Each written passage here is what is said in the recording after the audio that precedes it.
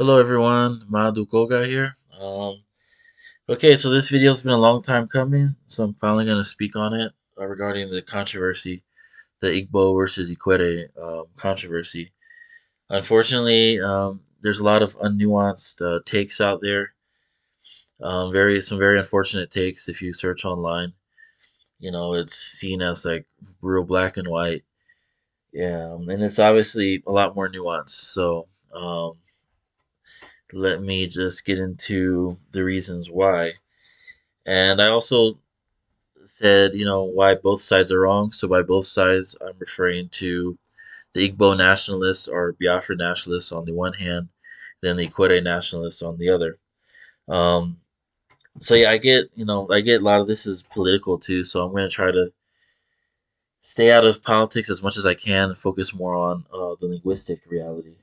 All right. Okay, starting off, why are the Igbo nationalists right, or alternatively, why are the Ikwerre nationalists wrong? So basically, the Ikwerre nationalists are, I mean, I can't say all of them, but there definitely is a group of them that say that they're not Igbo and they're part of Benin, right?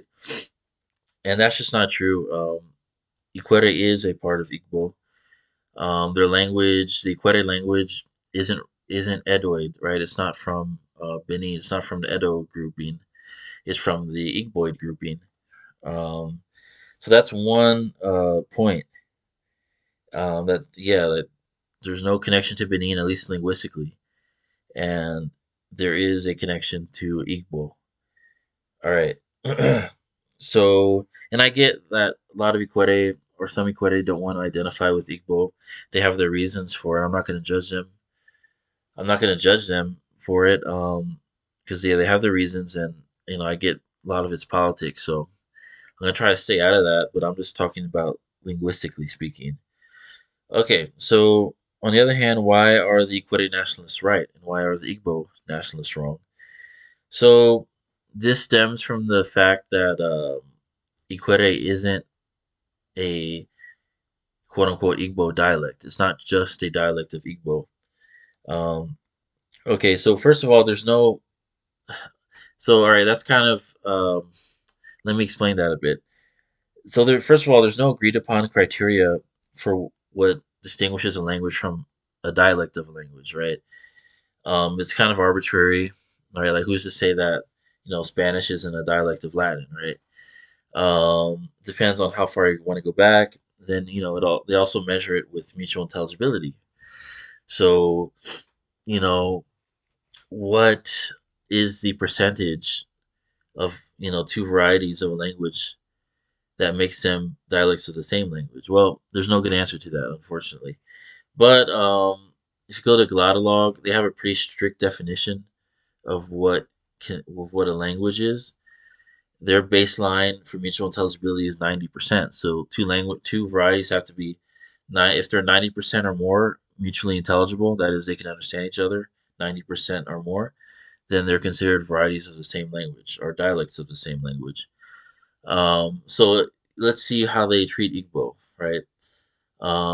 We got Igboid, nuclear. You got Ikbe, nuclear Igboid.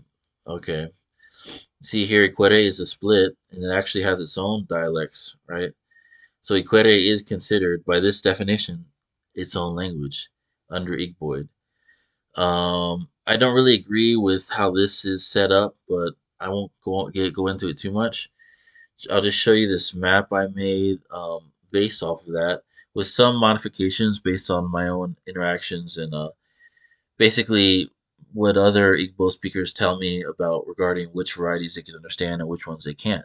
So this is basically what I got here. I'll go over this in detail in another video, but for the purpose of this video, it's just to show you that Ikwerre, where it sits in this family, this Igboid family, right? Um, so yeah, it's under nuclear Igboid, and then it's Ikwerre. So it's a pretty early split. Um, so yeah, the ones in black signify their what I would consider their own separate languages. The white ones are language groups of languages, right? Then Ikwerre or Galatolog also does this with the names in bold, right? The names in bold are what they consider separate languages, whereas the unbolded names are dialects of a language. So yeah, that's one point. Also, I want to show the Ikwerre language article on Wikipedia, and under the classification, it is considered its own language, an Igbo language, right? Kay Williamson and Roger Blanch, sorry, concluded that Ikwerre Ogba Igbo Ekpeye form a language cluster and are somewhat mutually intelligible. So, what is a language cluster or a language continuum? Uh, Generally speaking, it's a group of languages that or varieties that the closer they are to each other, the more they can understand each other, and the farther they are from each other, the less they can understand each other. This is why I say like someone from Onitsha and Alka can understand each other for the most part, even though their varieties aren't 100% the same. You could definitely argue that they're dialects of one language. Whereas like an Ikwerre person and someone from Nsuka, they really gonna have a hard time understanding each other, and they would be considered separate languages.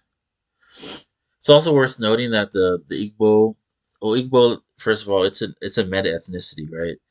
Like Chinese or Latin, it's a meta ethnicity.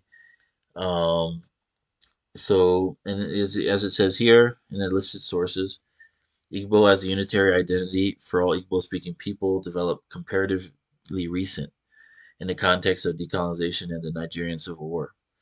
And also, Nigerian novelist Chinua Achebe says should be placed somewhere between a tribe and nation and a nation. So this is very common among like groups around the world. You have meta ethnicities, right? Like Slavic is another one. But no one says that like a Bosnian person is the same as a Russian person, right? They're two separate groups with their own identities that belong to a larger umbrella group. So same here with the Igbo situation. There are a lot of different Igbo groupings, and they're unique, and they should be respected, as unique entities.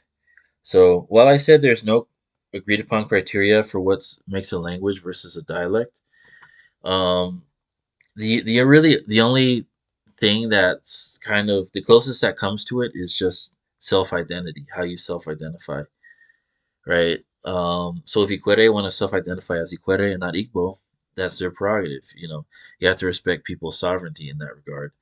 Does that mean they're not Igbo as well? No, it doesn't. But that's just how they want to identify primarily as Ikwerre.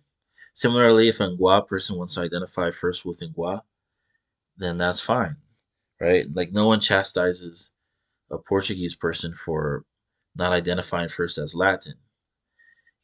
Like you can be, and like I said, these things aren't mutually exclusive, right? You can be Portuguese and Latin at the same time, right? It doesn't have the same with It's also a similar situation with Chinese languages like Cantonese, right? You have Cantonese, Mandarin are the biggest ones, but you have other ones as well. And they could all be Chinese while at the same time, be their prime, be their more immediate primary group. And they have their own languages that are Chinese languages. Everyone understands this.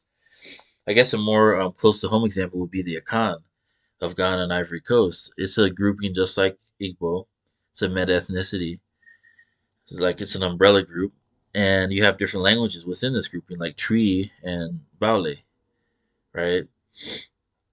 So yeah, one doesn't cancel out the other, um, and looking at this map I made, like I'll go over this in more detail in another video, but basically, as you can see, Ikwerre is its own cluster, and I have something here, traditional groupings, right? Um, then I have mutual intelligible units. I use 80% as a baseline. But yeah, I'll go over this more of this in another video. But the purpose of this video is just to show that um, yeah. So basically, while Ikwerre are Igbo, they're Igboid. They speak an Igboid language. They are part of the meta ethnicity of Igbo. um, they have their own identity within that grouping, and that should be respected. And their language is not just a dialect, because let's be real, but dialect has become a politicized term, and it's used to degrade other people, saying that they're less, they're less than. And then it's like, well, what is Igbo? Like this whole like false dichotomy of Igbo versus Ikwerre. There's no one unified group of Igbo, right? It's not. It's apples and oranges saying Igbo to Ikwerre, because it'll be more apples to apples comparison if you say Ikwerre to Ngwa, say, right? They're both Igbo groups, um, with their own languages and senses of identity that should be respected. So yeah, and to sum it up, Ikwerre is part of Igbo, but it's its own language, and it's its own identity, and it should be respected in that context. The same way Cantonese people are respected, their their specific identity is respected, even though they're part of the larger Chinese grouping.